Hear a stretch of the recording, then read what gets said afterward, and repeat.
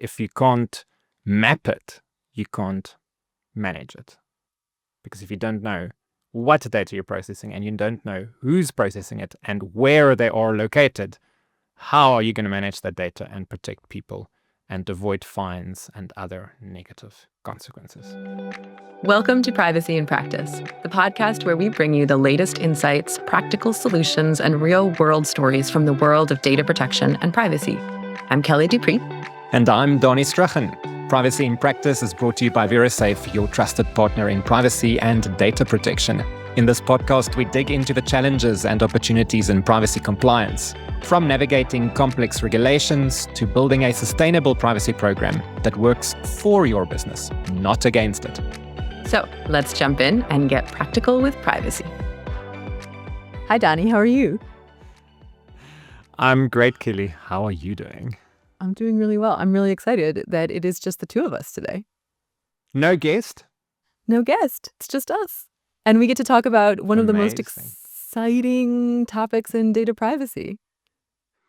What would that be?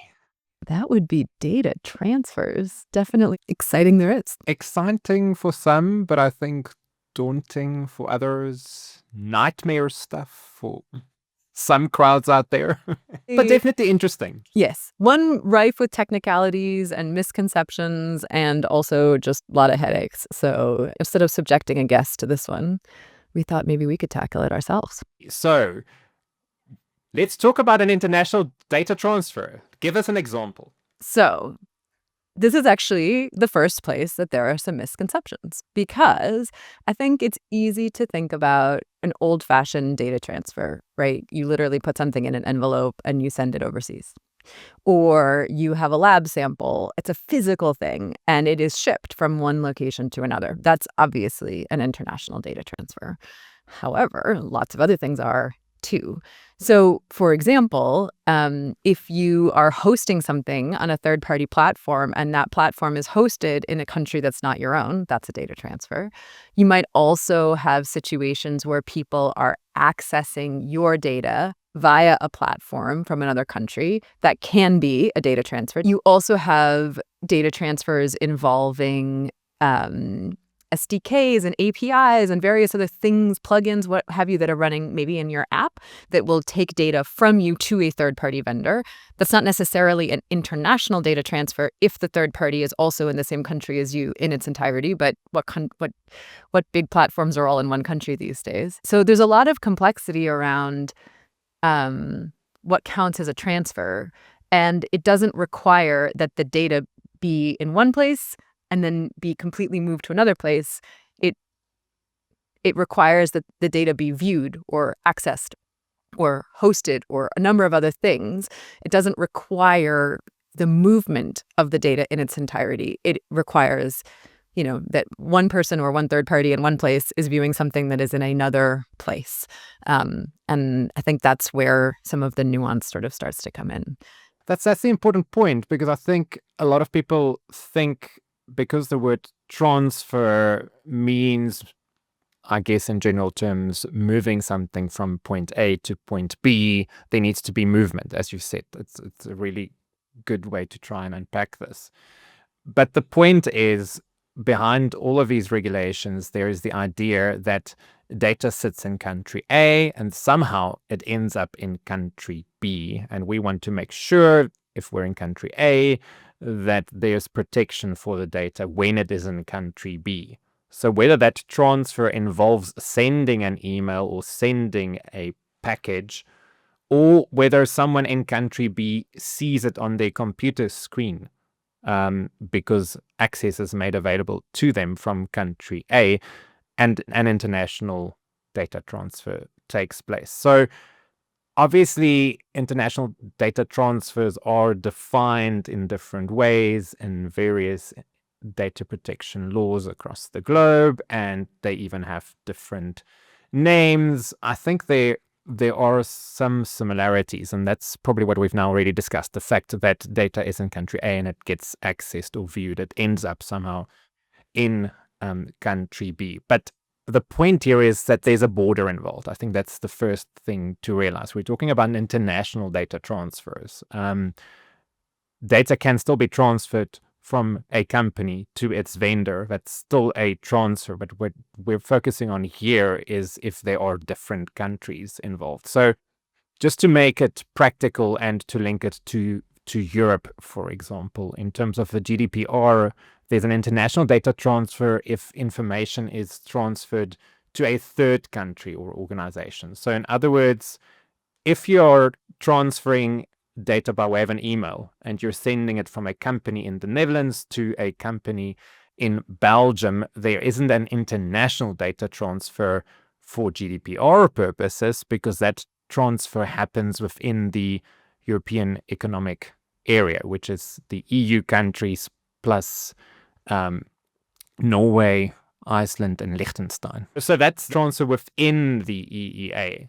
But once it leaves the EEA, then there could be an international transfer if the information is transferred to an organization in a third country. So in other words, a third country is a country outside the EEA. But the interesting point here, though, is typically, and this is at least in terms of the European Data Protection Board's guidance, there usually needs to be another party on the other side of the border. So in other words, someone else will now do something with that data. But you could end up in a situation, for example, where you're a company in the Netherlands and your employee has a laptop. Your employee travels to the US and they sit and work there for a while. That isn't a transfer of personal data to the employee in a third country. It obviously gets complicated then, because if the employee then uses a cloud service in the US, then there might be a data transfer to the cloud service in the US. Or if the employee has records and in the US, the employee hands those records over to a company in the US, then there's international data transfer. But this gets technical, but it's important to understand these things because I've seen situations actually where people want to incorporate standard contractual clauses in an employment contract. That's not a transfer to the employee. The employee works for the controller. It's one organization. The employee is inside the organization. But the employee could do something with that data that amounts to an international data transfer, and then you'll have to make sure that you can comply with the relevant country's laws. You might need to put safeguards in place, etc. Another situation where you could have a transfer is within the context of a group of companies. So if you have a company in the Netherlands and you have a company in the US, even though they might belong to the same group of companies, they might be owned by the same parent company, or the Netherlands company is owned by the company in the US, an international data transfer takes place in that context because you have independent organizations on different sides of the border and personal data is transferred between them. Obviously, this is a data privacy podcast, so we're talking about personal data here. But when we talk about data transfers, we're talking about transfers of information relating to identifiable people. We're not just talking about statistical financial data. That also becomes complicated because in some countries that could be covered. But why does this matter? Why do we want to regulate international data transfers? Why are we even worried about this?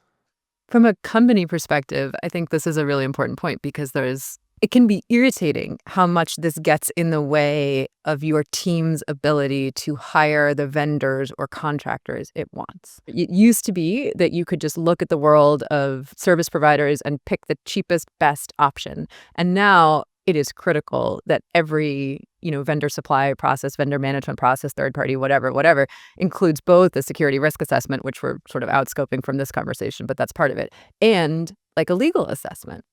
You need to know where they are, and you need to know what contract terms they're willing to offer. You may not be able to use a vendor that you want because they haven't agreed to act as a processor or a service provider under the U.S. state laws. And everything else about them is awesome, but they're not willing to serve in the legal role that you need them to serve in, or they're not willing to, agree to abide by some of the requirements for some of these transfer requirements. Okay, that's a big deal for businesses, and it's important to kind of get out in front of it. And then there's also, of course, well, why does that matter? Why do we care? And it's fines, right? It's regulators. It's the increasing focus on these sort of things, both on the EU side of the house and increasingly on the US side of the house as well. TikTok received a massive fine quite recently. It's around USD 600 million fine. And this resulted from an investigation by the Irish Data Protection Commission. And it's because TikTok transferred data to China. This is a complicated case, and we can get into more detail. But two things I think stand out from the TikTok case. Firstly, TikTok users' data was available to people based in China. And the Irish Data Protection Authority found that sufficient safeguards weren't in place to protect that data in the same way that it would have been protected in the EU. So that was the first thing that went wrong.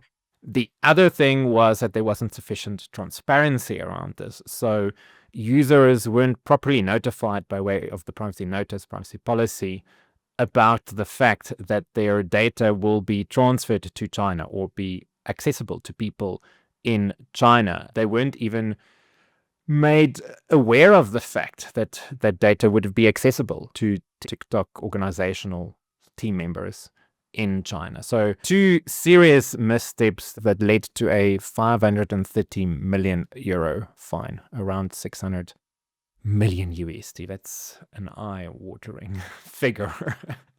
And also other ramifications for TikTok. They were ordered to fix this. Data transfers could be suspended, etc. So serious issues for TikTok here. And then there was also another big case last year against Uber, where Uber was fined because it transferred data of drivers in France to the United States, 290 million euros. What's happening in the US, though? I think often US-based companies worry about compliance with global laws, but often forget how much they may be subject to similar scrutiny at home. And in the US context, with the exception of the bulk data transfer rules, it's less about transferring out of the US and it's more about who you are transferring to wherever they are located, for what purpose. And I want to pull out what you said about the TikTok fine, the safeguards and the transparency. Those are like the two big points, right? And I think that's the case in the US as well. So specifically, there have been quite a few FTC cases and fines related to transfers to third parties, usually in the context of advertising or in the context of sensitive data transfers. Even for analytics providers, not necessarily to third-party advertisers, but when that data transfer included sensitive information or could be linked to sensitive information, or when those data transfers happened to, say, China in the Premom case, that was a concern. And the concern was, as you say, twofold. One is transparency. What did you tell your users? What did they expect in your privacy notice, et cetera? And second, what safeguards were in place? In the Premom case, there was suggestion that the data should have been encrypted before being sent to analytics providers in China, for example. That safeguard piece is sometimes contractual, right? And it is sometimes technical, and it is often both. And so that's another thing to think about is before you are transferring data to these third parties, the ways you get in trouble are you don't think about how to protect it contractually or technically, and you're not transparent about it. There's also been the Healthline case very recently, the biggest CCPA fine so far, and that also related to the transfer of sensitive health data to third-party advertising in a way that wasn't made clear to users. It's a lot about transparency, a little bit less about protection in that case, although some of it was about like contractual terms and things like that. So US is heating up on this. I'm specifically not mentioning fines because often the way these US regulators work is they sort of warm up the fines. You know, the first companies to be in the wrong, like the Sephora case under the CCPA, for example, they often have a much smaller fine, and then the fines get larger over time. The theory is that the companies have been put on notice. They should know now that this kind of activity is what was intended by the statute or the regulations, or this is how the regulator is going to interpret this particular language. Now you're on notice. Now the fines are going to go up. And that we've seen that with both the Federal Trade Commission, the FTC, and with the California privacy regulator. So I think that's Yeah, again, I don't want people to be like, oh, it was only like $1 million fine. I mean, only 1 million, but only $1 million fine against Sephora. It's not going to be that big a deal. But I think that it's worth anticipating that these US-based fines for third-party data transfers, whether international or not, are going to ramp up. That's very interesting because I think many people think of the good old GDPR when it comes to international data transfers, and they think SCCs, and they just focus on the European position. But it's becoming an issue in all sorts of countries and not just under data privacy laws. I think something else to just bear in mind here is we're focusing now on international data transfers, but one should still pay attention to any and all transfers within that are conducted or carried out by an organization. And there's been a recent example in Poland, for example, where there wasn't an international data transfer, but McDonald's made employee data available and a vendor was involved. There was a transfer to a vendor. It happened within Europe, so there wasn't an international data transfer. But just to underline that all transfers are still important. So even if you go through all these steps and you figure out that there isn't an international data transfer, there isn't a cross-border data transfer, whenever you make data available to another organization, be careful. Take care. Look at who you're transferring it to. What do they have in place? And that McDonald's instance, employee information, quite sensitive information, became available. There was a breach. And it was because there wasn't sufficient vendor management and due diligence in place. All sort of the essentials weren't in place, and employees' sensitive data was exposed. And that could have been avoided if the organization was sensitive about data transfers and making sure that the right steps are taken to protect that data. You mentioned at the beginning of this podcast that there's different rules, different requirements. Can we give a very high-level summary of what the world looks like when it comes to these kind of requirements? Let's start with the EU, maybe, because, of course, that's the beginning of much of this. But then we can give a little bit of highlights in some of the other places around the world that have some requirements and solutions around these issues. Yeah, so in the EU, the GDPR regulates this. And it says that if you do an international data transfer, you have to think about certain things. So let's just firstly go back to the definition again. The GDPR doesn't actually define an international data transfer, but it talks about transfers of personal data to third countries. As I've mentioned earlier, it's not within the EEA, it's to an organization outside the EEA.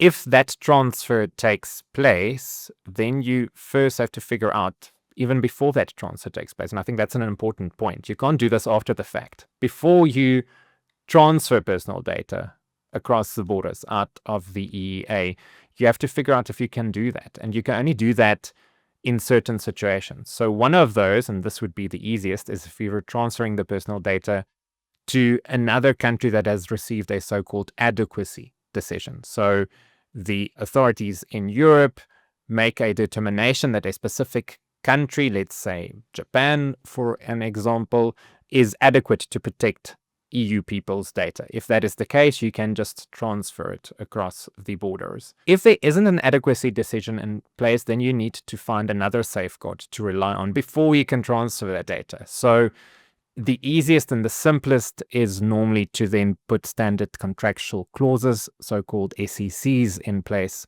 with the recipient of the data. So if you're using a vendor in the US and your organization is based in Belgium, then you have to make sure it's somewhere in the paperwork between the two organizations you incorporate the SCCs, and that can be done in various ways. We don't have to go into all the detail there. Another way is if you have binding corporate rules. So earlier I mentioned that international data transfers can and also take place within groups of companies if they're on different sides of borders.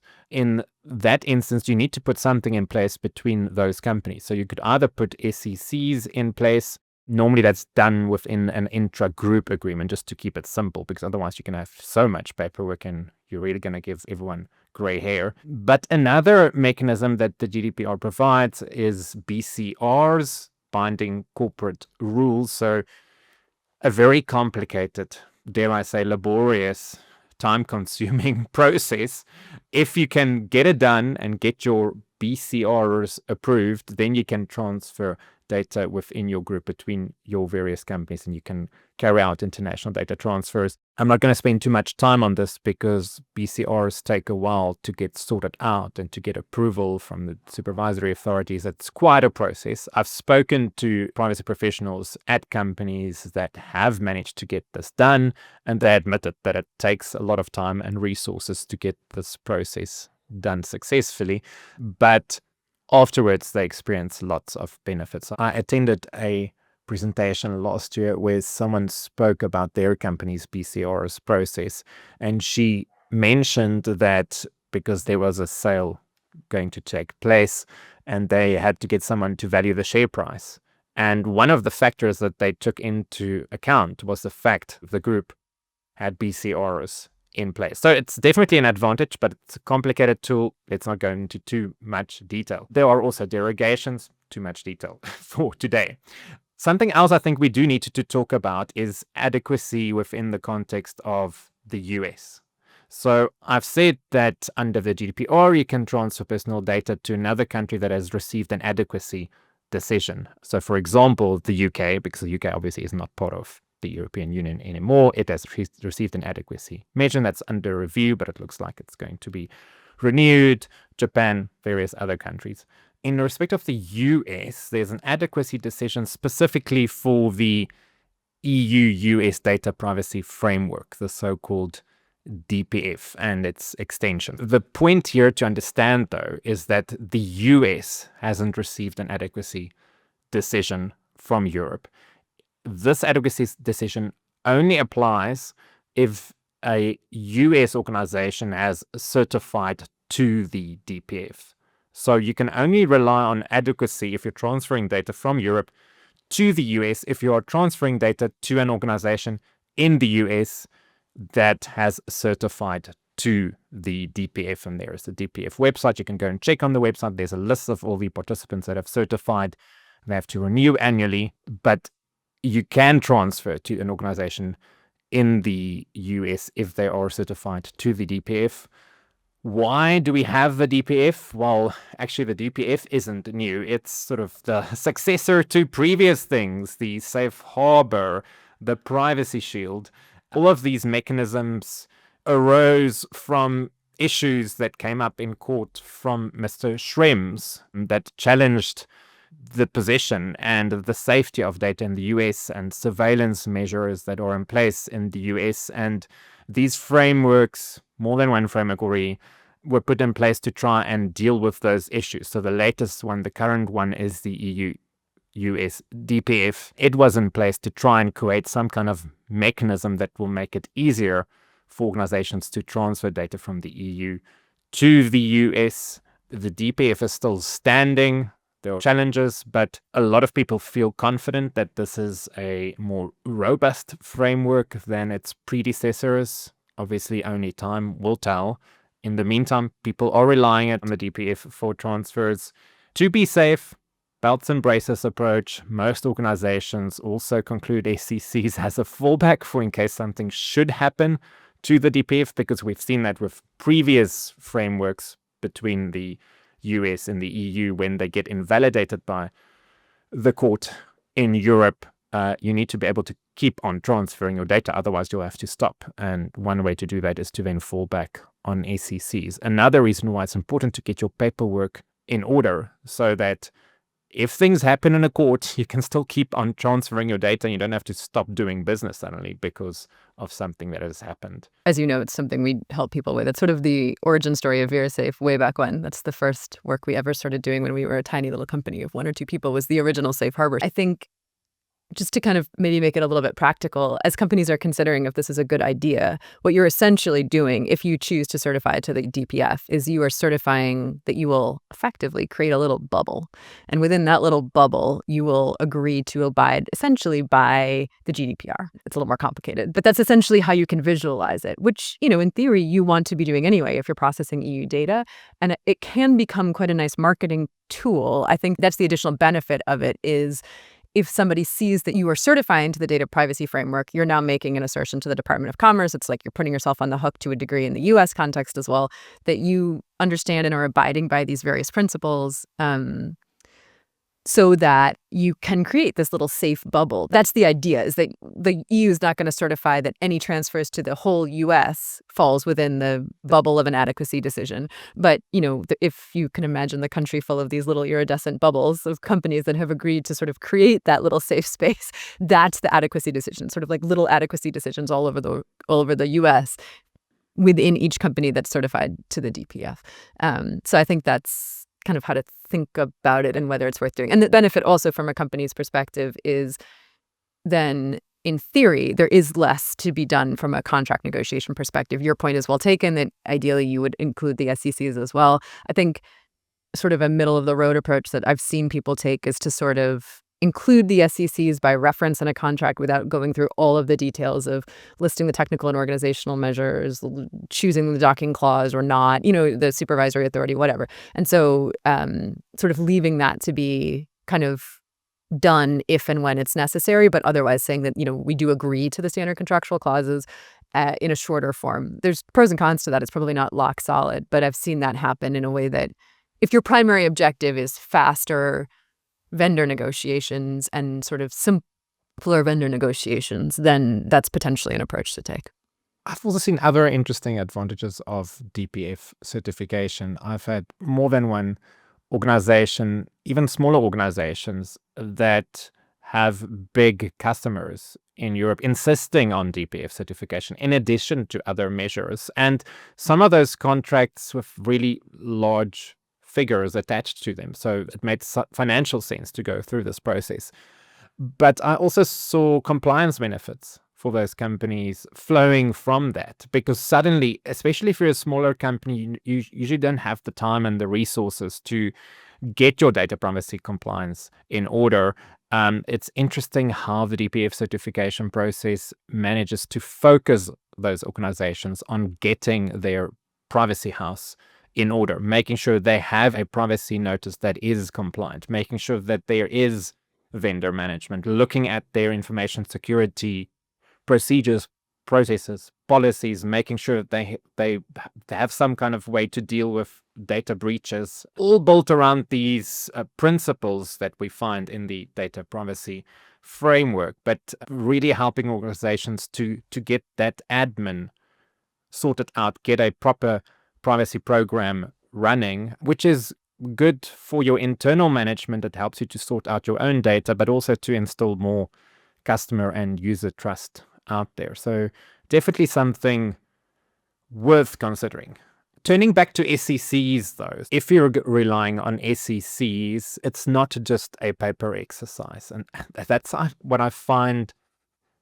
I think it's one of the biggest challenges that organizations have with data protection management, privacy programs, is that there's a lot of paperwork involved, but that's not enough. You can't just have SCCs signed, put them there in your folder, and you can go on with your life. It doesn't work like that, because we're ultimately concerned here about people's data and making sure their data is protected. So if the data is attached to someone that resides in Europe, that person is worried about their data if it leaves the border, or like in the TikTok example, someone in China accesses their data. So just merely signing these standard contractual clauses as part of your data processing addendum or your vendor agreement or services agreement isn't sufficient. If you're transferring the data to another country and there isn't an adequacy decision for that country, you need to do more. And in Europe, at least, I'm not talking within the GDPR context, you have to carry out what is known as a TIA, a transfer impact assessment. And that could be a whole episode. But basically, you have to take steps to look at the situation on the other side of the border.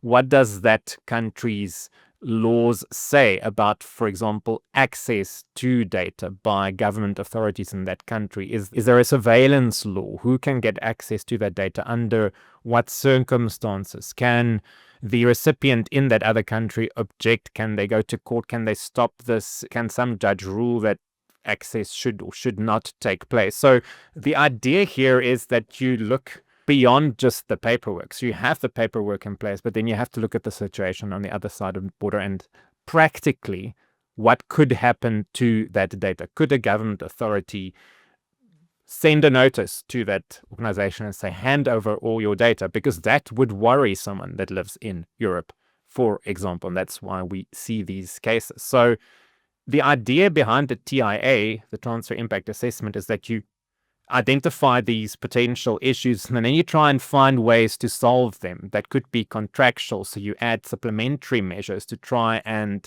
make sure that if the data does end up on the other side of the border and there are surveillance laws, to try and find some kind of way of protecting them contractually, organizationally, or by way of some kind of technical measures. For example, will you have encryption in place? Is it possible to maybe rather just anonymize this data so that it is not even personal data when it reaches the other side of the border? But it's important to not forget about these transfer impact assessments. You can't just decide that your work is done once the SCCs have been signed and sorted out. You have to do more. And you have to do this before you transfer the data. So you can't sign the SCCs, transfer the data, and then start doing your transfer impact assessment. You have to do all of this before there is an international data transfer. And recently, the French Data Protection Authority, CNIL, issued updated guidance to help organizations do this. So if you're not sure how to carry out a transfer impact assessment, look at the latest guidance from CNIL. They've identified 6 steps that you can follow when you carry out a transfer impact assessment. I've seen situations both where customers have requested to see transfer impact assessments of our clients that are sort of service providers, vendors, B2B software providers, whatever.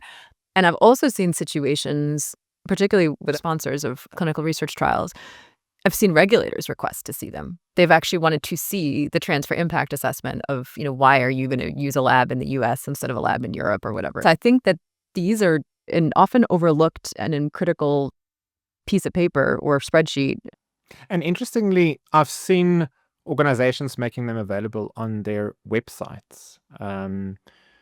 Well-known IT vendors, some of them do this to try, I guess it's transparency and just making sure that their corporate customers are comfortable with using them because they show that they do things the right way and that they take the right steps to make sure that when they transfer data, that they've applied the requirements that are set by the law. So an interesting marketing tool again. Obviously, you won't just put your transfer impact assessment on your website unless you're sure that you can do that international data transfer and that you've taken the necessary steps, if that's the case, to make sure that that data is treated properly and that it's protected. But I've been talking so much about Europe now. What's happening in other parts of the world when it comes to data transfers? I think point number 1, as everybody knows, should know by now, the world is full of privacy laws. Many countries have overarching privacy laws, not all.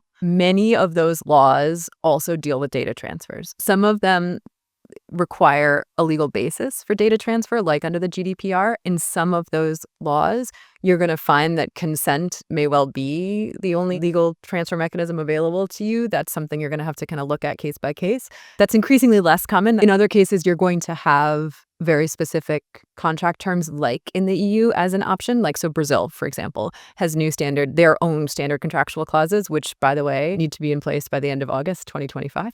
So there are some countries that have specific language. Then there are other countries that don't have specific language and even have more general terms but might require that you, as the person transferring the data, protect the data and, might be on the hook or might be liable for types of data transfers or, if things go wrong with the data transfer, even if there isn't specific contractual language you have to use. That's like Canada or Australia or places like that. Just because you're not dealing with EU data or just because you're not dealing with perhaps a country that might come to mind as more problematic, like China in these recent decisions, you think maybe it's not such a big deal, but In fact, it is. Every country needs to be looked at, both from the perspective of whose data you have and therefore what transfer rules might apply to it, and also where the data is going, and then transfer impact assessment or how you're going to protect it in the instance of that transfer. And also some slightly different approaches. You've mentioned China now. If you're an organization in China and you have to transfer personal data across the border outside of China, some of it might sound familiar, so you could do that based on a standard contract, for example. But there are also other requirements that are, I think, relatively unique to China. So, for example, in some cases, you need a security assessment that needs to be carried out by the Cyberspace Administration of China, the CAC, or you need a personal information protection certification from them. So one shouldn't just assume that it's the same in every country and that they all have these sort of adequacy and SCC approaches. You have to be careful because in some countries you have to take additional steps, like we've mentioned here in China, or rely on other measures where you might need some supervisory authority, some data protection authorities' permission to transfer data across the border. And there are many countries that specifically say that in certain cases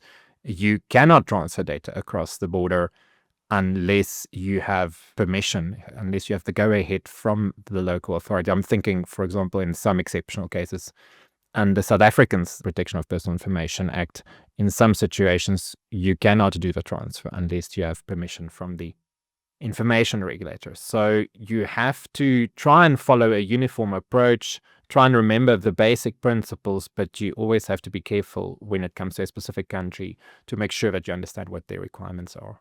If any data that's under your control is going to be somehow accessed or received by someone on the other side of the border, make sure that you have the right measures in place before that happens. But what is the position in the US? The US doesn't yet have a federal data privacy act, lots of US state privacy laws. But when it comes to transfers outside of the US, what should we know and what should we worry about? So there's a brand new rule now. April.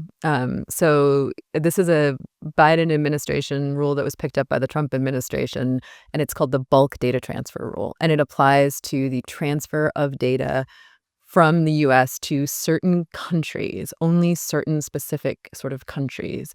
They are called countries of concern, and it is China, including Hong Kong, Cuba, Iran, North Korea, Russia, and Venezuela.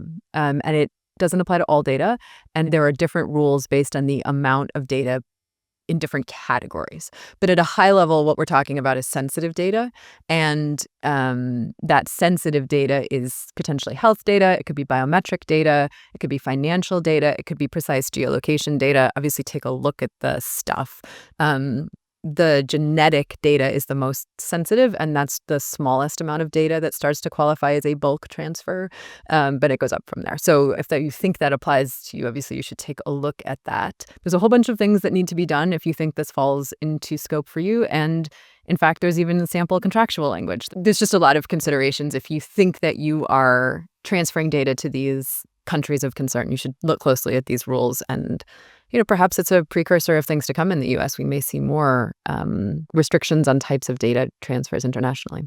You've now mentioned the US, and I think something else that we haven't talked about yet within the context of international transfers is the so-called APEC CBPRs and PRPs. So the United States participates in APEC, which is the Asia-Pacific Economic Cooperation. It was established in 1989, if I remember correctly. It's a regional forum, countries that are all bordering on the Pacific Ocean. They've adopted a privacy framework, the APEC privacy framework.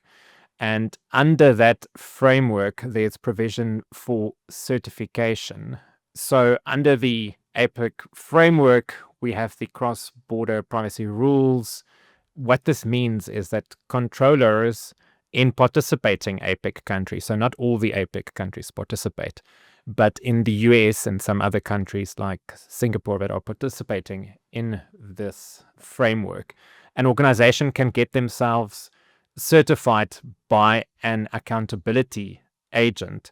And the purpose of that certification is to make it easier to let personal data flow across borders. So some countries, their laws will allow you to transfer personal data to another country if the organization that receives the information is certified under the APEC CBPRs. There's a lot of terminology that I'm throwing out here, acronyms and abbreviations.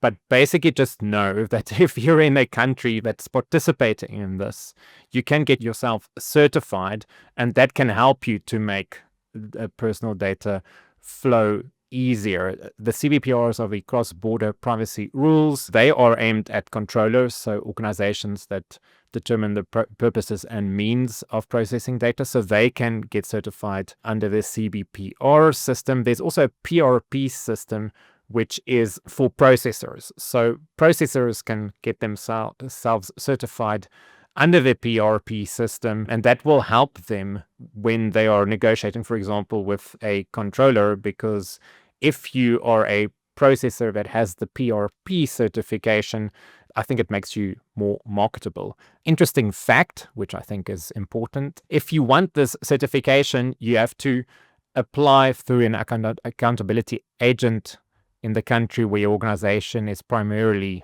based or headquartered.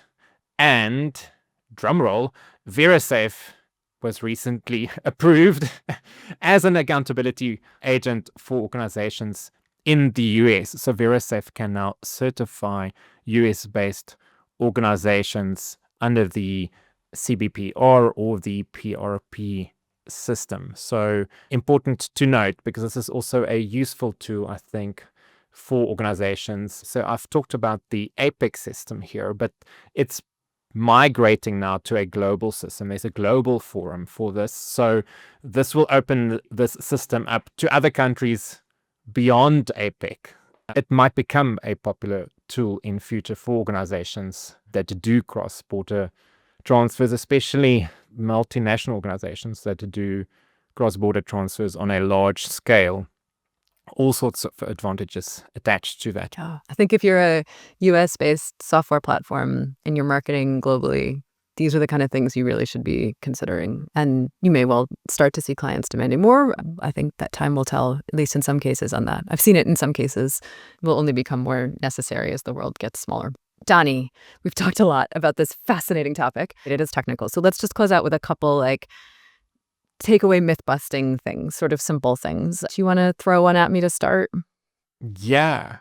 Let's say your vendor is ISO 27001 certified. Does that mean you don't need SCCs with them if they're based in another country? Nope. You do. So the ISO standard 27001 is a security standard. As we noted, we got to think about transparency and safeguards. Safeguards can be technical, should be technical, but that's not the only one. So that's good. I'm glad that they're ISO 27001 certified or SOC 2 certified or whatever it is. You still need a lawful transfer mechanism, and that's possibly the SCCs, not necessarily. Danie, I am a cloud-based organization. All of my data is in the cloud. I'm not sending it to Europe, right? It's not a transfer. It's not leaving, No. I think, unfortunately, this is a misconception that many people have. I've had a practical example of this, a clinical organization in the life sciences space doing research based in the UK.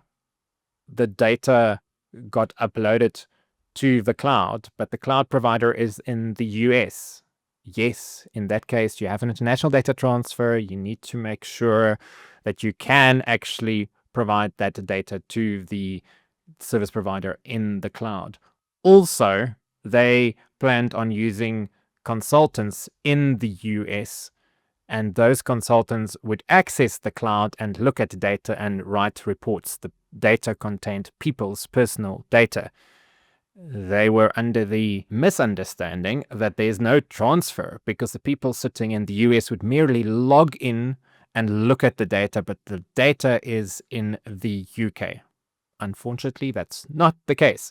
A transfer takes place even if someone in the US merely has access to it. There's been interesting examples where guidance in Europe have said that even if you just give someone the password so that they can log into the system, you're already in the realm of a data transfer, because you could use that password to log in and see the data.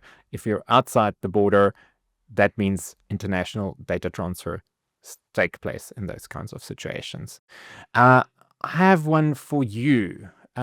If we only use anonymized data, is there any possibility of international data transfers taking place? This is one of my favorites. We hear this one all the time. So first of all, I think anonymized or even de-identified is a very misunderstood term. So de-identified is the term more often used in U.S. state privacy laws. Anonymized or pseudonymized, two very different things, is the term more often used in the EU context. To truly anonymize data, it has to be basically incapable of being put back together with the individual. So at best, in most cases, what you are doing is you are pseudonymizing the data, which is still personal data, so sorry. The process of de-identifying data in the US, a little bit easier, still very robust. Hashing data, I mean, a lot of service providers hash their customer data. That's awesome. That's a great security measure. Like, don't stop doing that. Is it enough to not make it personal data? Usually not. You have to make sure you're not just considering the username, the user password. It's also the IP address and another thing, device ID, whatever other data you might be collecting about this individual. And if you hold the key, if your team holds the key to put it back together again, so if it's hashed in the system, but your team has it, you have to do a pretty technical analysis of whether, in fact, it meets these various standards.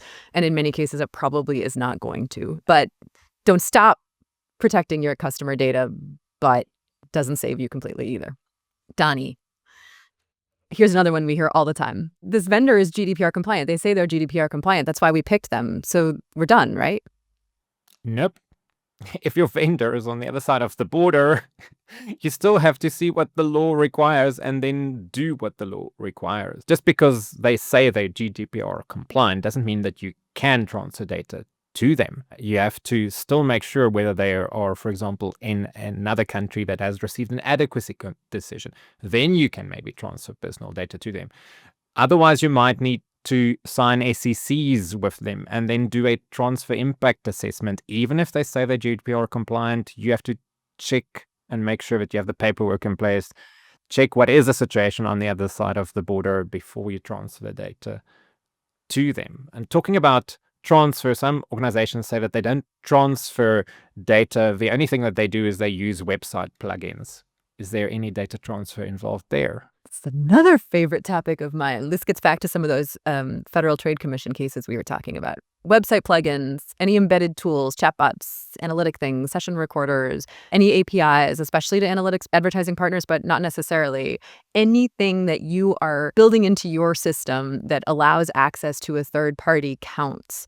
A lot of those plugins and various embedded tools, and also SDKs, APIs, open source code, all of these things can include transfers to third parties. And those third parties are very often in third countries. And I think when people are doing, this is a pet topic of mine, when people are doing data maps and when they are doing vendor consideration, they forget that there are vendors on the other side, even the cookies. So I think that that is something that really needs to be considered. And it's not in some cases, interest of those tool providers to be clear or to serve as a processor in many cases, or as a service provider or what have you. It's also a data breach risk, right? If you've used an open source library to help build out your app and you don't know where the code came from and blah, blah, blah, blah, blah, blah, blah, suddenly maybe it's got some backdoor and stuff's leaking out to China. So anyway, it's a pet topic. Make sure that you really consider all the things that is not your own, that is running on your website, in your app, in your platform, etc. Danie. Okay, we don't do that stuff. We only use big global vendors. Like we only use like Google, Microsoft, like an AWS. Like that's fine, right? Reputation or multinational status doesn't matter. You still have to comply with the law. If you're transferring data to someone on the other side of the border, you know what to do. I think we've already told you where to start, but you can't just transfer data to them. And something else, I mean, many of these multinational big organizations don't do all of this on their own. They use vendors. They use so-called sub-processors. And what is the situation with those sub-processors? Where are they located? Are those sub-processors located in a high-risk jurisdiction? You'll have to do a transfer impact assessment when you rely on SCCs. It doesn't matter whether you're transferring the information to a well-known multinational organization or a small one. You have to follow the law. Yeah. So we've talked a lot, but what can organizations do if you're listening to this podcast, if someone is listening and they're now worried because it seems that they are actually involved in international data transfers, or they might not even know if they are. Where do you start? What do you have to get in place? First thing you got to do is figure out whose data do I have? What countries are in play from that perspective? Then you have to figure out, where is my data going? What vendors, what plugins, what APIs, what various other things might be transferring data to another country? Where are the vendors hosting locations? Where are they actually processing my data? All of that kind of information. That's your data map. Once you know the answers to those questions, including for current processes, but also future processes, then you know what legal stuff is in play. Then you know what safeguards you're going to need to implement, whether they're technical or contractual, or in terms of a legal analysis, like a transfer impact assessment, or understanding if you might need to collect consent in certain limited circumstances, etc. Then you need to have a plan for ensuring that those things are actually met, and then you need to be transparent via your privacy notice, etc., about all of those data transfers and who those third parties are. How did I do, Danie? I think you've mentioned at a high level all the important things. I think something else that is also key is that you can avoid doing an international data transfer in the first place. So maybe just ask yourself, and I'm not sure if this is possible in any organization, but is there a way to avoid the data leaving the border? And there are ways. We've talked about anonymization. So if you can truly anonymize personal data, then you can send it across the border, and then you don't have to comply with these relatively complicated requirements. If you can somehow manage to keep all your data within your country, I'm not sure how you're going to do that unless you do not use any IT systems or something. But if you can manage to do that, then you might get around it. So I think it's just always important to ask that question, do you need to transfer personal data? And I think that's a good housekeeping rule in privacy program management generally, not just when it comes to international data transfers, is do you need personal data? Do you need to collect this? I always ask this question when people create questionnaires. Do you even need to ask the person's name? Why do you need this? If you only want to know whether or not they like cheese, why do you have a form that then asks for their name and their address and the school they went to? All that you want to know is whether or not they like cheese. So figure out whether you really need to work with personal data. And if you're transferring data across the border, figure out whether that needs to be personal data. But lots of stuff that we've mentioned here, lots of steps that you need to take. Also bear in mind that if you are transferring sensitive personal information across the border, if you're processing lots of health data, in addition to making sure that you comply with these cross-border requirements, that you also do a data protection impact assessment. So you can't get rid of all the other requirements. You have to do all those things too, in addition to the requirements that apply to international data transfers. And as we close, just looking ahead when it comes to enforcement, we need to be careful with these things. We've mentioned these big, eye-watering fines, but also interesting things that are happening on the data protection front.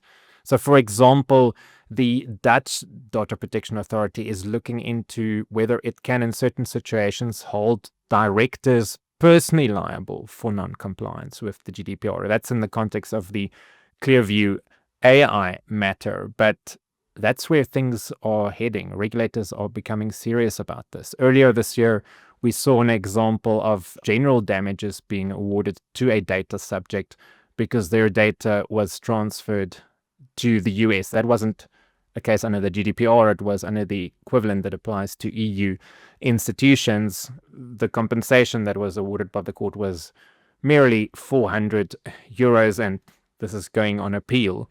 But interesting to see how things are developing and how the enforcement space is changing, because it means that there are situations in which data subjects could conceivably sue you for damages because you transferred their data to another country and that infringed on their rights and freedoms. In that particular case I'm mentioning now, the court said that this person was in a position of uncertainty about the protection of their data because it was in another country and it wasn't clear if their data was protected. And in this particular case, it was merely an IP address. That's maybe why the fine was relatively low.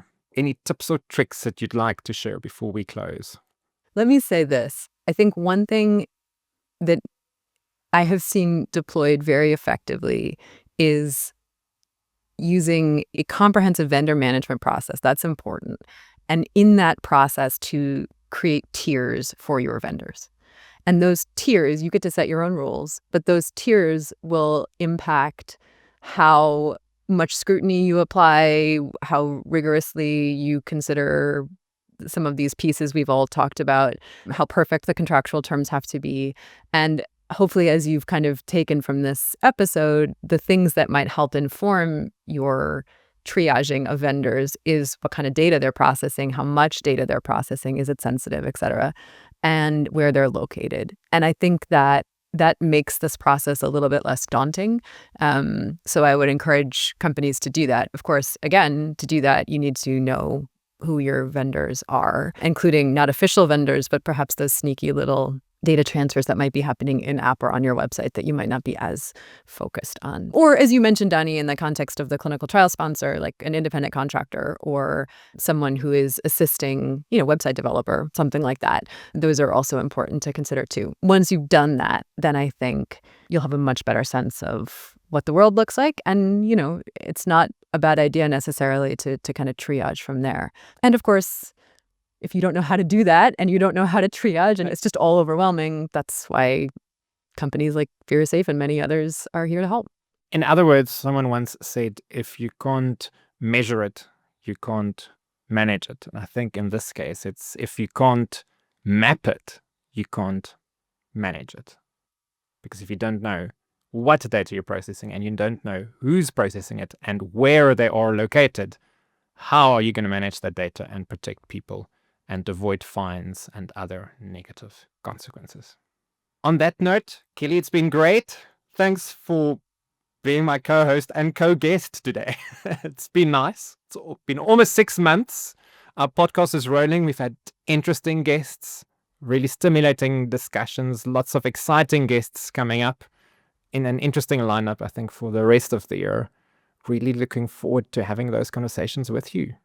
Yeah, me too, Danie. It's been really fun. I've really enjoyed this. I think we both have enjoyed this sort of foray into podcasting.